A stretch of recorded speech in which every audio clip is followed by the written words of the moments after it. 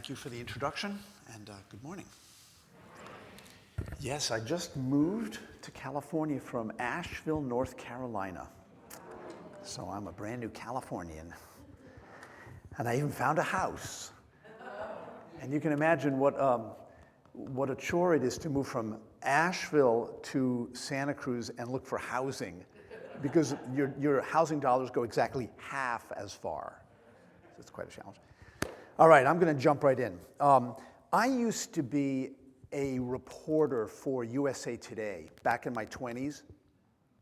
And this looks great on my resume, but the fact of the matter is that it was a lousy match, because I'm essentially a feature style writer, an essay style writer. And USA Today was reviewed by the Washington Post when it was first born in 1982. They reviewed it like you'd review a movie or a book. And they referred to USA Today as News McNuggets. Especially back at the beginning, when they had an editorial rule that no story could be continued on another page. So they were taking my long stylistic pieces and chopping them to bits.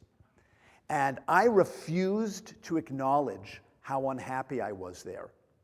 I refused to look at all the signs and the signals that I was unhappy because I wanted to be a journalist in Washington, D.C., even a miserably unhappy one. And some of the signs that I was not paying attention to during that period of time that I was at the newspaper included things like my inability to stay awake at that job. I mean that literally. My colleagues would find me with some regularity fast asleep at my desk, with my head propped up on a stack of books that I was using as a pillow. And, what am I doing by falling asleep on the job? I am reenacting an age-old, ancient story, which is the story of Jonah. All right? I love this guy. He's like the patron saint of refused callings. And the way it works is that he gets a call essentially to be a public speaker. And he wants no part of it. And he books himself passage on a ship heading in the exact geographically opposite direction from where he's actually called to be. And then he goes to sleep in the bottom of the boat. So this is a state that psychologists today tend to refer to as denial. Okay? Another set of signals that I was ignoring while I was at USA Today included my dream life. Okay, so I have kept dream journals since high school. And while I was at the paper, I faithfully recorded them, like I always had, but very uncharacteristically, I spent no time whatsoever trying to interpret them. Because I think at some level I didn't really want to know what the dreams had to tell me, which is another way of saying I knew what they had to tell me. Right?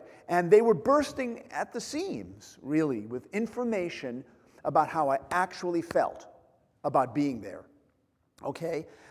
Trading off passion for security and prestige. Okay?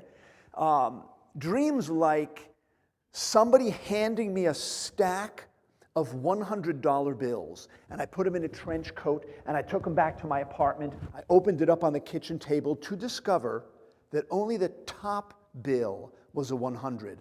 All the rest were ones.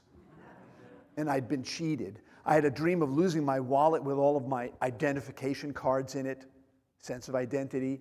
I had a dream of finding a golden calf chained to the ground. I mean, hello. What is that? This is what the Israelites were worshiping before God pitched a fit, and represents the pursuit of shallow materialism. That's what the golden calf represents. All right? I had a dream of being invited to the boss's fancy pool party, but the pool was empty. So dozens of dreams of that nature, not exactly rocket science. I had to be willing to connect the dots, though, which I was not willing to do. All right? And finally, one other set of signals that I was receiving from my own life during that period of time included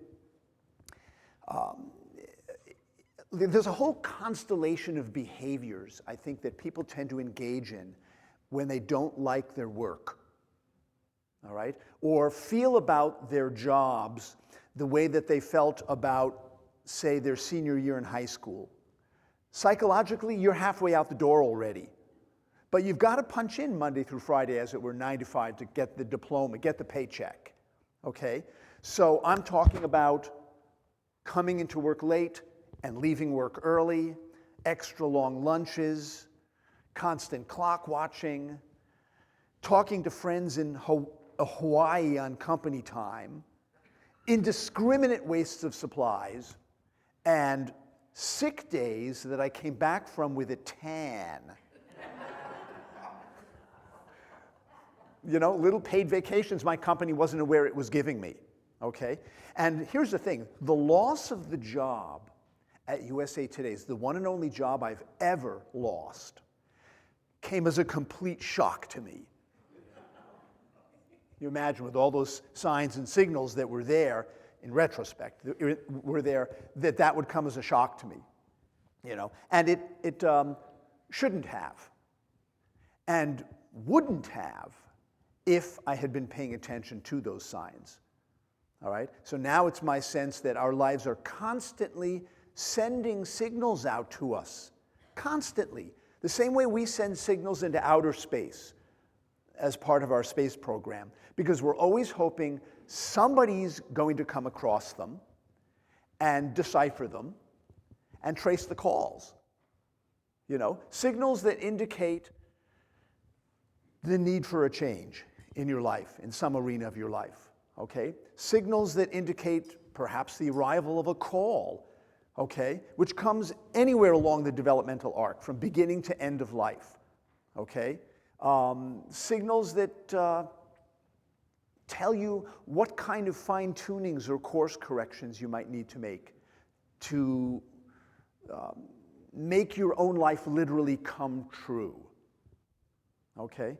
And in fact, you know, I think that in my line of work, the great vocational question, and by the way, vocation does not refer to work. We made that up. Vocare in Latin just means to call, and it could be in any arena. But the great vocational question is not what should I do with my life or what do I want to be when I grow up? And it certainly isn't something like what major should I declare, all right? The great vocational question is who am I? Who am I? And who am I now? And who am I now? And now, all right? What is my true nature as distinct from everybody else's? Just, you know, the furry warmth of the herd, all right? That's my sense. And the ancient Romans used to have an interesting saying about this stuff. They said, the fates lead those who will. Those who won't, they drag. So I had to get dragged. But the fact is, whatever resistance you might have to whatever your life is calling for from you, probably explains why most people, myself included, will not pursue a call until the fear of doing so is finally exceeded by the pain of not doing so. Does that sound familiar? And we have a very high threshold for that quality of pain, you know? But at this point, logic alone would tell you that you have to apply a little bit of cowboy wisdom. When your horse dies, get off. We don't do that. We hang on and we hang on and just over-ripen and rot on the vine. You remember the actor Red Fox from Sanford and Son? He made a brilliant observation about this. He said, heroes are not born, they're cornered. And I just thought that was brilliant. So I want to share with you some of the strategies people have shared with me over the years about how they go about resisting their own passions or sense of purpose or sense of calling, their voice, their gifts, how people go about it, because it's instructive. How many of you have ever been told in the course of your life, you think too much? Does this sound familiar? Okay, a lot of you. Oh yes, science of mind. Okay, you'll recognize this one. One of the strategies that people use to avoid their calls is studying them to death. You know, because it looks like you're doing something constructive, but in a sense you may be hiding behind the tasks of discernment. Because there's always one more angle to consider, right? There's always one more expert to consult, or one more class to take, one more degree to get, one more year until you're really ready. Okay? You have all of your proverbial ducks finally lined up, which frankly I think happens roughly around the same time the cows come home. That's my opinion. So studying a calling to death is one strategy that people have used. I saw, where was this? A New Yorker cartoon years ago showed a picture of a man standing at a crossroads, and there were two signs in front of him. One said, "To heaven." The other said, "Workshops on how to get to heaven." Actually, I have a workshop this afternoon. The jury will disregard that remark. But you see my point. Some people, as a strategy of resistance, wait and wait for the perfect moment to act. And the perfect moment's out there somewhere. It's comprised of the right amount of time and energy and money in the bank, and maybe the kids have got to be grown up and out of the house, never mind that they're only 6 and 8 at the moment. The stars have to be aligned just so. So I heard a public speaker years ago named Rosita Perez say, for most people, the refrain goes like this: it's 1 for the money, 2 for the show, 3 to get ready, 3 to get ready, 3 to get ready. And I recognize that one myself. And this one's really compelling. People who choose a path in their life that's parallel to the one that they actually feel called toward. Parallel. So in other words, you're close enough to keep an eye on it, but not so close you're tempted to jump tracks. So what you do is you become an artist, or I should say an art critic rather than an artist. Talent agent rather than a performer. Maybe a school teacher rather than a parent. Maybe a reporter rather than a novelist. Or I've seen this one 100 times, an editor rather than a writer. So some people choose a path that's parallel to the one that they really feel called toward. And everybody's got their own brand of self-sabotage. Okay? This is some tactic you devised at some point in your life, early on probably, and for very good strategic and survival reasons. You devise some tactics to just, sort of flip the circuit breakers when you've got too much juice running through the system, or you're too close to the flame. The one the moth goes around, you're too close. So you do something like this. This used to be one of my favorite self-sabotages. Blurt out your newfound enthusiasm about something to your most cynical family member. You might as well just disembowel yourself on the spot, frankly, because you know what's going to happen at this point. Cynic is going to do what cynics do. They're going to find all the problems and the obstacles and, have you thought of this? And you don't really have the education for that. And hey, I'm just being a devil's advocate. Very heavy on the devil, very light on the advocate, but okay. That's how most people play it. So, and at the very least, you need to know this. When sharing any of this kind of material, which is pretty vulnerable, especially when you first discover it, of what you feel called to do, you need to start with the easy customers and work your way up to the tough ones, not the other way around. I mean, unless your unconscious objective is to sabotage yourself, in which case I will vouch for this. It will work just dandy, okay? But I think at some level, we all and each understand what we're up against in trying to make some of the changes that our lives are calling for from us. We understand what we're up against, okay? How many of you have ever seen the movie Papillon? Does Papillon ring a bell? All right. So this is Dustin Hoffman and Steve McQueen playing a couple of guys trying to escape from prison. And there's a scene in the movie where Steve McQueen's character, who is Papillon, means butterfly in French, he has been in solitary confinement for years. And one of the habits that he got into while he was in solitary was counting off the number of steps he could take inside that cell, which was 5. In any given direction, he could take no more than 5 steps. They let him out one day, all right? And he's walking down this long stone corridor outside the cell, and he's counting off the steps. And on the 5th step, he stops.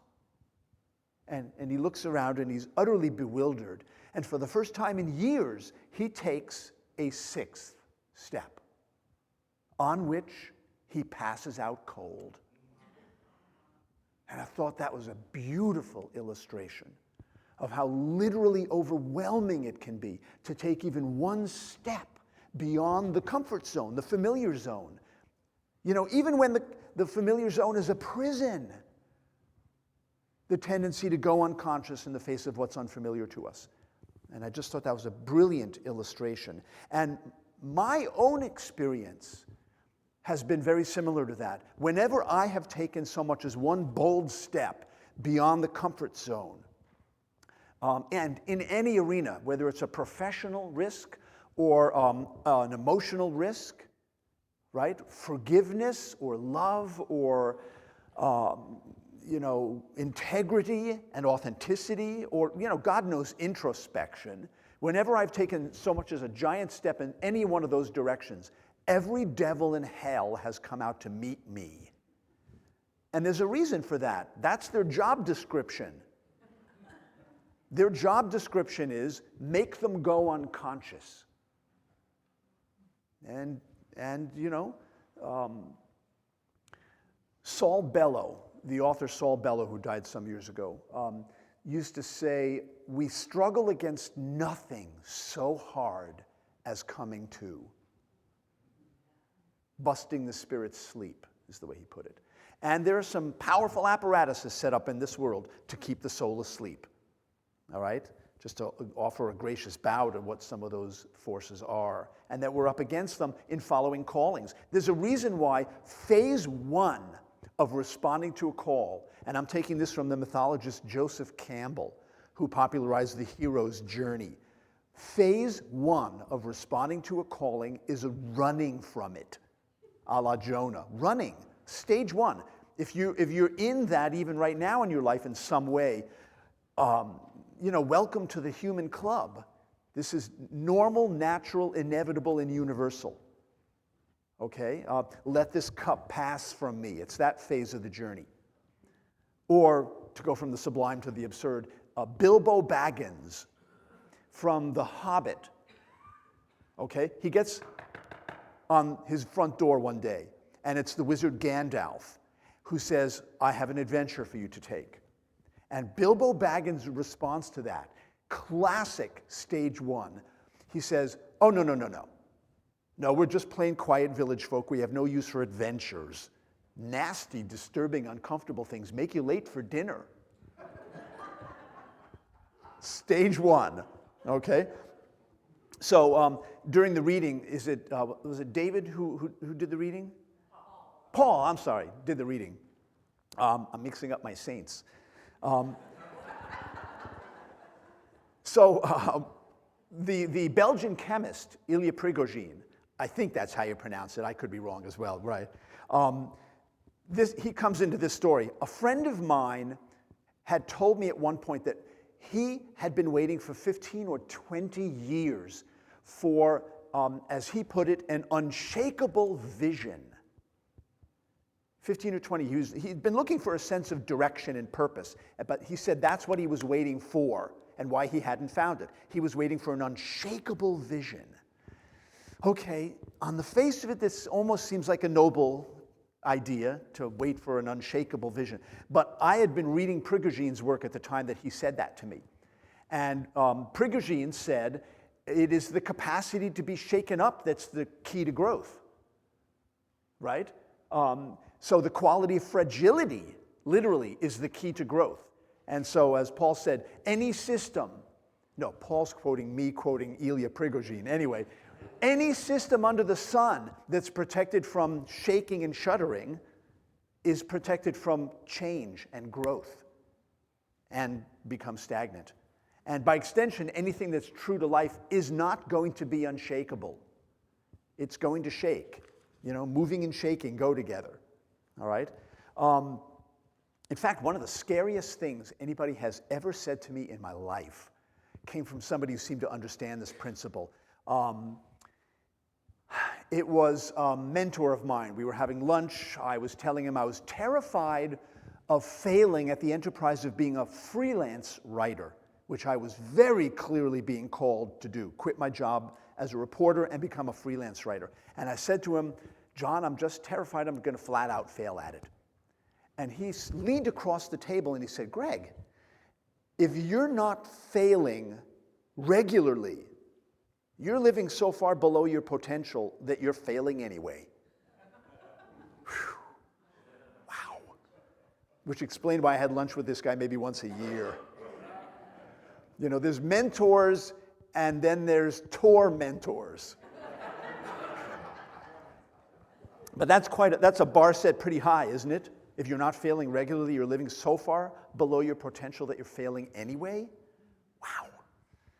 So, one thing that I think can help mitigate whatever the resistance is that we might have to whatever we may be called to do in, again, any arena, is taking them on slowly. All right? Small steps. Not that there aren't times when you have to take a flying leap of faith. All right? Because there's some chasms you can't cross in 3 or 4 little jumps, and you have to take a flyer. I don't generally recommend that approach unless the prospect of turmoil is preferable to the psychological death you're experiencing by staying put. In which case I say let her rip. Okay? But I don't generally recommend that approach. I attended a business conference in Mexico some years ago, and I sat in on a session by a management consultant named Richard Whiteley and heard him tell a story of working with a client of his, a man who was the CEO of a company. And at one point in the consultation asking this man, so do you have a mission statement? And being the CEO of a company, the guy says, well, sure we do. Richard asked him to recite it, and the guy didn't have a clue. He shuffles around on the papers on his desk. He goes, oh, hell, I don't know. It's around here somewhere. He gets on the intercom. He says, hey, Dorothy, would you bring in that vision thing for me? Okay, so unclear on the concept. A mission statement is visceral. It's one sentence, and it's easy to remember, especially if you care to remember it. And most importantly, it's not a vision thing that you slap up on a plaque in the lobby and then expect people to salute. You know, it only comes to life. It only becomes real, I think, in the little decisions you make day to day to day and, you know, sometimes hour by hour. I've got a friend of mine who told me once that he had a mission statement for his whole life. And he said it went like this: my mission in life is to create more peace and kindness through my work, my relationships, and my actions. Noble quest. In the conversation that followed, one of the questions I asked him was, so Daniel, what happens when somebody wants to cut in front of you on the freeway? And I say this knowing how he drives. You know, you're going to step on the brake or the accelerator. You know, because one leads to more peace and kindness in the world, and one leads to less. And you can see pretty quickly how the sheer number of opportunities to be either in or out of integrity with your precious mission statement in the course of, let's say, an afternoon of driving around the freeways of LA or San Francisco or Seattle, or, can pretty quickly pile up and become a heroic challenge, but that's the work. Brake or accelerator in responding to calls, whatever they are. Brake or accelerator, the small steps. I think it was St. Francis said, always preach the gospel. Where necessary, use words. I think that's brilliant. So, and I saw a wonderful bumper sticker years ago that said, maybe the hokey pokey is what it's all about. So, the small steps approach. So I just want to say in closing that in honoring our missions and our callings and our steps toward them, I just want to say that the workshop this afternoon is a very hands-on opportunity. This is not lecture style. It's a hands-on opportunity to explore what your own life is calling for from you at the moment. Really, the operative question we're going to have this afternoon is what wants to emerge in your life right now? What's trying to emerge? All right, this could be vocational or creative or communal or spiritual or anything. What's trying to emerge right now? Because that's a calling. So I hope you'll come. And thank you very much for inviting me. Thank you, guys.